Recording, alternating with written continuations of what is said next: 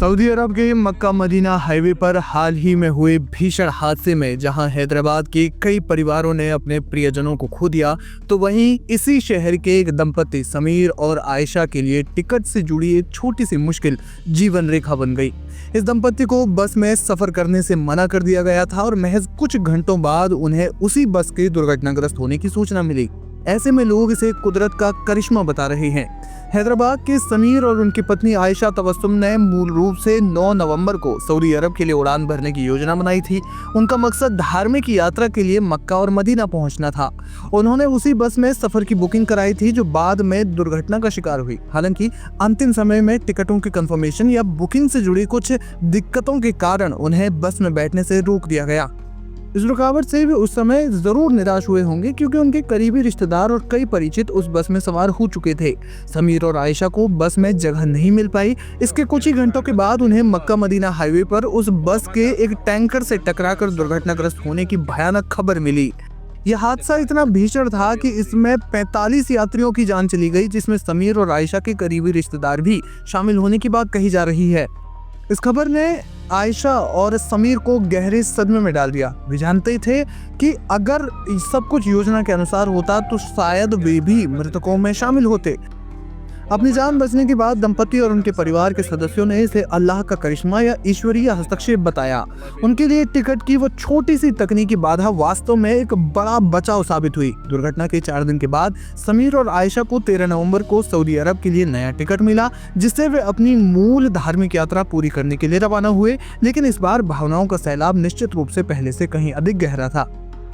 समीर और आयशा के परिजनों ने बताया कि पूरी तरह से ऊपर वाले का करिश्मा था। हम इस नुकसान से उबर नहीं सकते, लेकिन हम शुक्रगुजार हैं कि समीर और आयशा को एक नई जिंदगी मिली है।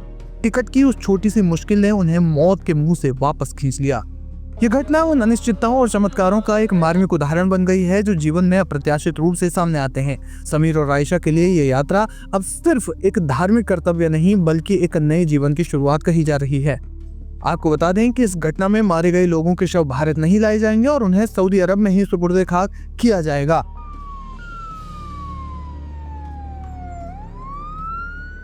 बड़े अफसोस की बात है कि अल्लाह ताला अपने दरबार में उम्रा और ज़ियारत के लिए जो ज़ायरीन गए थे उम्रा के लिए, उसमें कुल 45 लोग इंतकाल कर चुके हैं। इन्ना लिल्लाहि व इन्ना इलैहि राजिऊन।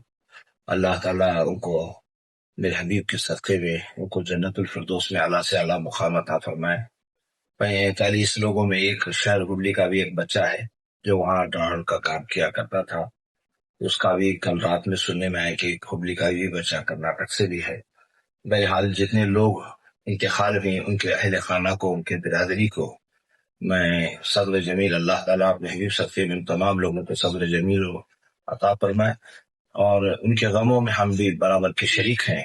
मैं हुकूमत हिंदुस्तान और हुकूमत सऊदी अरबिया से गुजारिश करता हूँ कि इन लोगों को ज्यादा से ज्यादा फंड उनको अगर देंगे तो उनके माली जो मसाइल हैं 2-4 रहते हैं, बड़ी मुश्किल से उम्रा के लिए वो 90,000 1 लाख रुपए तक जमा करके उम्रा को गरीब गुरबा मिडिल क्लास लोग भी जाया करते हैं। उसमें कितने लोग मजबूर और जरूरतमंद है पता नहीं। मैं हुकूमत हिंदुस्तान और हुकूमत तेलंगाना से गुजारिश करता हूं कि वो उन तमाम लोगों की माली इमदाद फरमाए। हमारे वहां से फोन आया था, एक जने फोन करे थे, ऐसा हादसा हुआ है बोल के 3:45 बजे के टाइम। तो अब क्या मांग रहे हैं?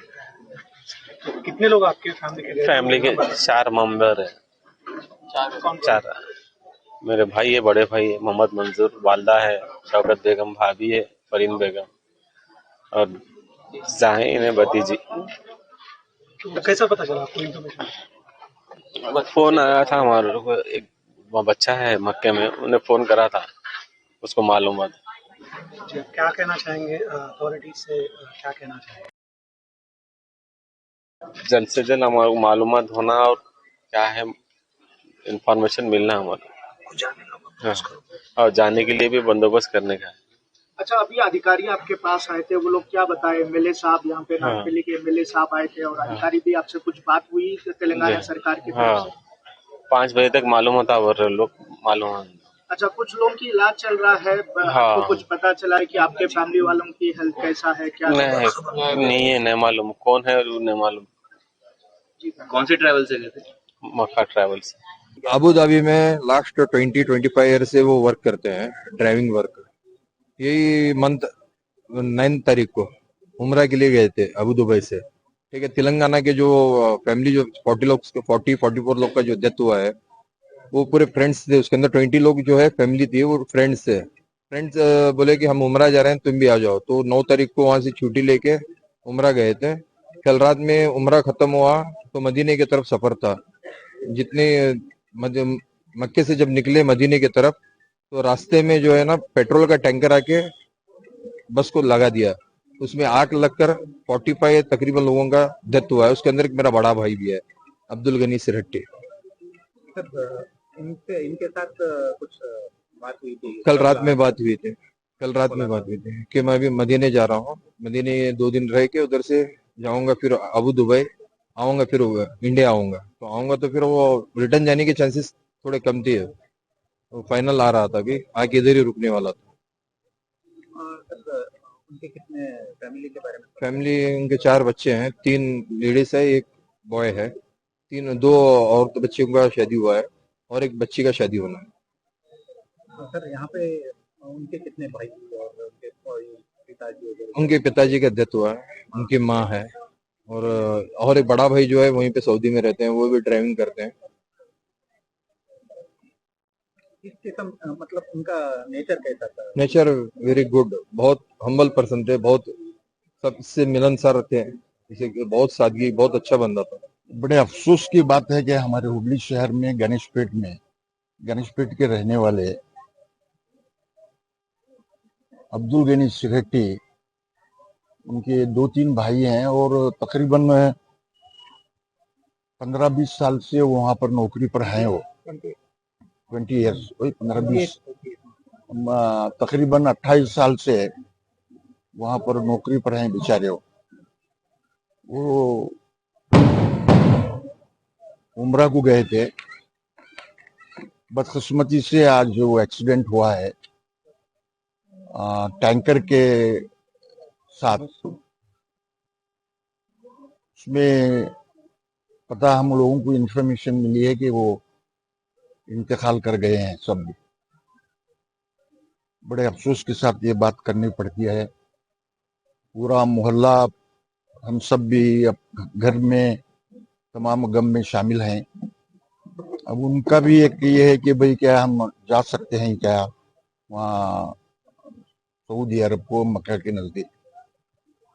हम लोग मिनिस्टर्स को, खास करके हज मिनिस्टर अब्दुल रहीम खान साहब हो, हमारे सीएम साहब हो, वैसे अल्ताफ अभी बात किए हैं डीसी साहब से, और